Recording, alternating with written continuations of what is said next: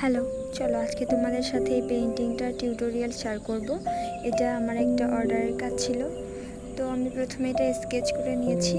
আর যেহেতু এটা একটা শীতের সকাল আর কুয়াশার জন্য আকাশটা পরিষ্কার বোঝা যাবে না, এজন্য আমি এখানে ব্যবহার করেছি ব্লু, হোয়াইট এবং র সিয়েনা কালার। তো এই তিনটা কালার দিয়ে আকাশটা ভালোভাবে ব্লেন্ড করে নেব।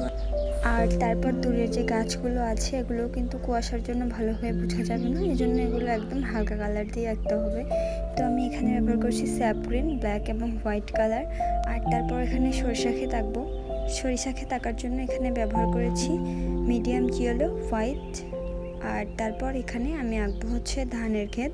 তো ধানের ক্ষেতের জন্য এখানে ব্যবহার করেছি স্যাপ গ্রিন, ব্ল্যাক, আগে বেজ কালার দিয়ে রেখেছি। আর তারপর এখানে ব্যবহার করেছি ইয়েলো এবং হোয়াইট কালার। তারপর এখানে যে নদী আছে, নদীর যে পার অর্থাৎ জমির ক্ষেতের আইল বলে যেটাকে, এটার জন্য আমি এখানে ব্যবহার করেছি ব্ল্যাক এবং হোয়াইট কালার।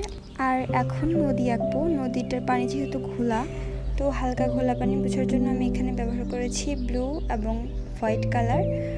আর তারপর এখানে যে ছায়া পড়বে পানিতে, তার জন্য আমি ব্যবহার করেছি স্যাপ গ্রিন এবং ব্ল্যাক কালার।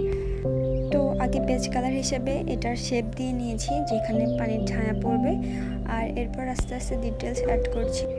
একটা ডিটেইল লাইনার ব্রাশ দিয়ে আমি স্যাপ গ্রিন এবং যে ব্লু কালার আছে, অর্থাৎ পানির এখানে দুইটা কালার, যেহেতু পানির নির্দিষ্ট কোনো কালার নেই, উপরে ছায়া পড়বে অর্থাৎ আকাশের এবং এখানে পাড়ের যে ছায়াটা আছে, এই ছায়াগুলোর মাধ্যমে আমি পানিটা রিয়েলিস্টিক তৈরি করছি। আর এখানে ছোট ছোট ঢেউ বোঝার জন্য আমি একটা ডিটেইল লাইনার ব্রাশ ব্যবহার করেছি।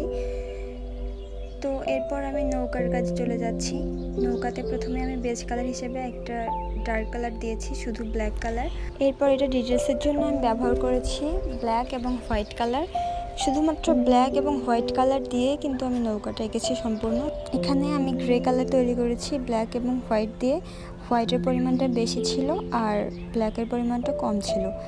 আর এরপর নৌকার ছায়াটা এঁকেছি। নৌকার ছায়ার জন্য আমি এখানে ব্যবহার করেছি ব্ল্যাক কালার। আর এখন আমি সরিষার ক্ষেতটা আঁকছি। আর এটার জন্য আমি প্রথমে বেজ কালার হিসেবে স্যাপ গ্রিন এবং ব্ল্যাক কালার দিয়ে রেখেছিলাম।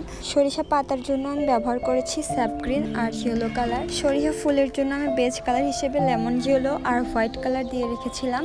আর তারপর ব্যবহার করেছি মিডিয়াম ইয়েলো।